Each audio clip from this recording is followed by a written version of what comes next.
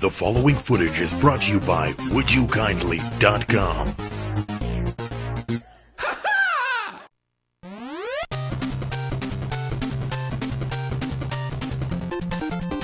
Growing up in the 90s as a young lad watching movies like RoboCop and Terminator made me realize one important fact. Robots and action kick ass.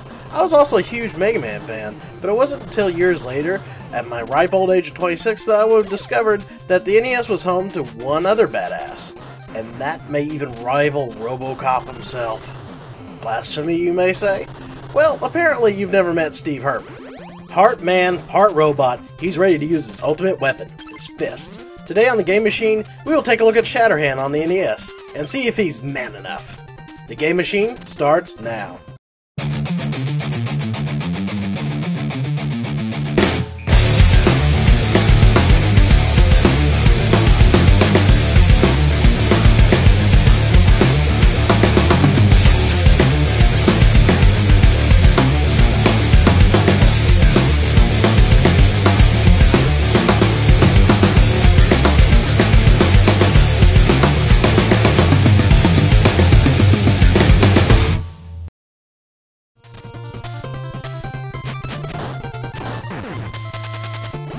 In the year 2030, a group of militants known as Metal Command are plotting to take over the world with cybernetic soldiers.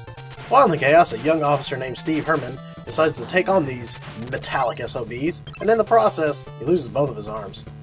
Fortunately for him, doctors offer him some cybernetic arms, just as long as he agrees to take down Metal Command. And he does, and becomes Shatterhand. Now this has a very 90s action movie plot written all over it, and I like it.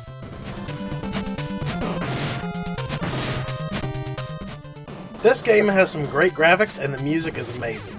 Amazing chiptunes that fit very well with the situation, and just look at the intro!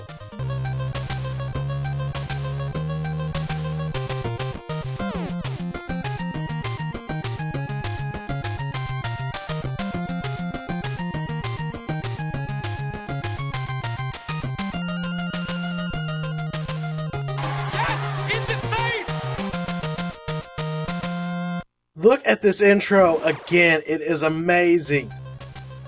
It makes you proud to be American, huh? Well, the thing is, it's made by Natsume, and it's a Japanese company, and it originally was a licensed game in Japan for a show that's not far different than Power Rangers. It's called Soul Brain, yada yada yada yada. Instead of a costumed hero, we get a tough young cop with cybernetic arms who punches everybody. So you fanboys don't need to get worked up into a rage, you know it's probably better off this way. America!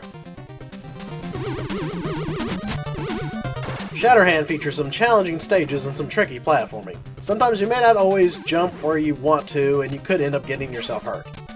After the first stage of the game, you can pick your stages just like a Mega Man game. Stage select screen, I will admit, is one of the coolest ever. You rise up from the ground and you're surrounded by a bunch of monitors, and then you teleport to that location.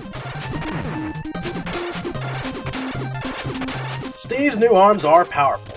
Steve can hang from fences with one hand. He can punch the crap out of huge robots and huge walls. He even punches bullets. Yes, he punches bullets. He also punches bags of money. Why? Because just taking the bag won't do. Oh yeah. But even Steve knows his fist alone can't take out the hordes and hordes of robot scum.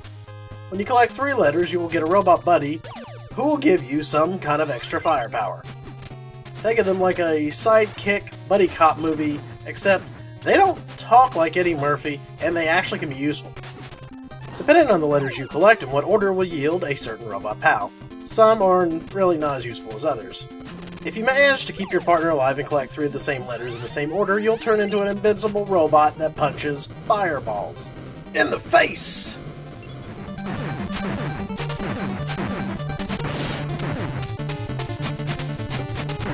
Shatterhand is a great game on the NES, has great platforming, a great soundtrack, cool power-ups, and one bad dude who can punch anything and make awesome, or money.